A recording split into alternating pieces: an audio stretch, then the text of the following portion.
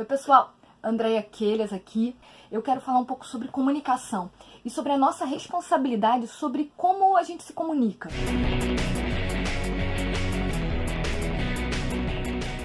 Eu quero começar falando que comunicação é uma arte e é um desafio.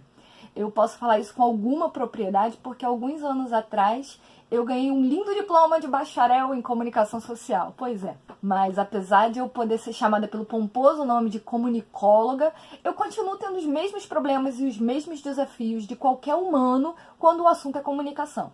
Isso porque comunicação é um assunto delicado, que precisa ser estudado com frequência, porque a gente se comunica com frequência. E é sobre isso que eu quero conversar com vocês hoje. Sobre como se comunicar com pessoas humanas. Eu lembro que quando entrei na faculdade de jornalismo, eu achava que matemática estava totalmente fora do meu campo de estudo. Porque, afinal de contas, matemática não tem nada a ver com a área de humanas, né? E eu tava dando graças a Deus por isso. Eu sofria de pai professor e, sabe-se lá, todos os traumas de infância que eu tenho por causa disso, né? Mas a minha surpresa foi que no segundo dia de aula, a carrasca da professora de comunicação, de teoria da comunicação, chegou e falou assim: hoje nós vamos estudar a teoria matemática da comunicação. Como assim, cara? Como assim? Não devia ter mais matemática no meu mundo, não, por favor. Mas tinha. E no final das contas a teoria era super interessante, tão interessante que mais de 10 anos depois eu ainda gravo ela. Um matemático chamado Claude Shannon, o cara foi contemporâneo nosso, acho que morreu em 2001, foi ele que inventou, que criou essa teoria, que também é chamada de teoria da informação. Mas eu vou chamar de teoria matemática da comunicação, que é o nome que eu gostei dela, né? A teoria matemática da comunicação prega que a mensagem sai de uma fonte de informação e é passada por um transmissor através de um canal até um receptor que a leva para o seu destino. O problema é que nesse canal existem ruídos, que podem ser físicos, como uma parede, ou um ruído audível, ou até a própria interpretação do receptor. Por exemplo, imagina que seu sobrinho está fazendo o dever do colégio e te pergunta pelo WhatsApp em que ano o Brasil foi descoberto. Você vai no Google e descobre que o Brasil foi descoberto em 1500. Então você responde pelo WhatsApp usando o áudio. O Brasil foi descoberto em 1500. Mas na hora que você fala, passa um caminhão e abafa o 1000. Seu sobrinho recebe seu áudio e ouve que o Brasil foi descoberto no ano de 500. Nesse momento, você é o transmissor, seu sobrinho é o receptor, a fonte de informação é o Google, o canal é o WhatsApp, o destino é o dever do seu sobrinho, a mensagem é 1500. E o ruído é o barulho do caminhão. Simples, né? O exemplo é meio bobo, eu sei. Mas se você forçar a memória, vai lembrar de várias situações em que você falou uma coisa e a pessoa entendeu outra. Seja por fatores externos como um barulho, seja pela própria pessoa que interpretou errado o que você estava falando.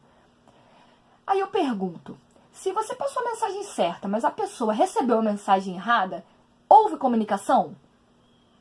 Bom, alguns teóricos dizem que não, dizem que a comunicação só acontece quando ela é 100% correta. Mas uma outra linha teórica, que é mais voltada para a psicologia social, reza que a comunicação acontece independente do que acontece nesse processo, por um motivo muito louco. Ninguém nunca entende 100% do que o outro fala. Cara, isso é muito doido. E isso acontece por um motivo, é a teoria do vácuo da mente. Por mais claro que você tente ser quando você fala alguma coisa, você só está reproduzindo o que a sua mente pensou antes de você falar. Então o que você fala é sempre uma réplica do seu pensamento e nunca o seu pensamento real. Em outras palavras, o que a gente fala é a tradução do que pensamos, mas não é, de fato, o que pensamos. Olha, eu não estou inventando isso não. Esse conceito faz parte da teoria da inteligência multifocal do psiquiatra Augusto Cury. Segundo essa teoria, todos nós vivemos um estado de solidão crônica, presos em um campo de força que ninguém nunca vai ultrapassar. Ou seja, ninguém nunca vai compreender 100% do que você está pensando. E nesse momento você está pensando, ok, Andréia, se o que você está falando fosse verdade, ninguém nunca ia se comunicar e o mundo todo ia ser um caos. Bom, o mundo é um caos. Mas o que eu tô falando é que a gente não consegue se comunicar 100%. Mas eu não disse que a gente não pode, nem que a gente não deve tentar se aproximar o máximo possível dessa perfeição.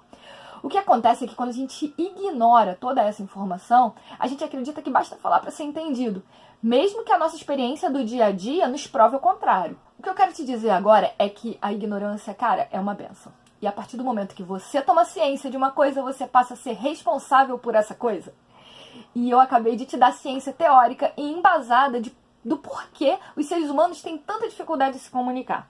E agora você tem a ciência dessa dificuldade e também passa a ter a responsabilidade de fazer o máximo que tiver ao seu alcance para a comunicação chegar o mais próximo possível do 100% de entendimento.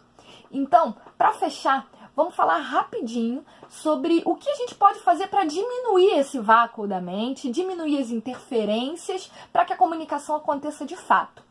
Eu não vou falar nada que vocês não conheçam, mas eu acho que à luz do que a gente falou até agora, essas informações podem fazer muito mais sentido. Em primeiro lugar, tudo tem o seu tempo. Então, não adianta ser ansioso quando se trata de comunicação. Às vezes, esperar a outra pessoa se acalmar é a melhor coisa que você pode fazer para a comunicação acontecer. E às vezes, esperar você mesmo se acalmar é a melhor coisa que você pode fazer para a comunicação acontecer. Em segundo lugar, cara, empatia.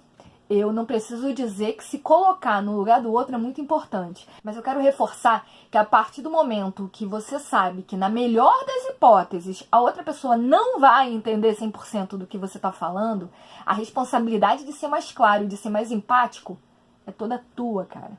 E para fechar, seja sincero. Quando você demonstra sinceridade no que está falando, você aproxima os campos de força e encosta um vácuo com outro vácuo mental. Isso acontece porque, por mais que a pessoa não esteja entendendo muito bem o que você está falando, ela enxerga a verdade em você. Então ela abre a guarda para te ouvir. E por mais que isso não crie uma interseção nos campos de força, com certeza diminui muito as chances de ter ruídos de interpretação. É isso, pessoal. Até a próxima!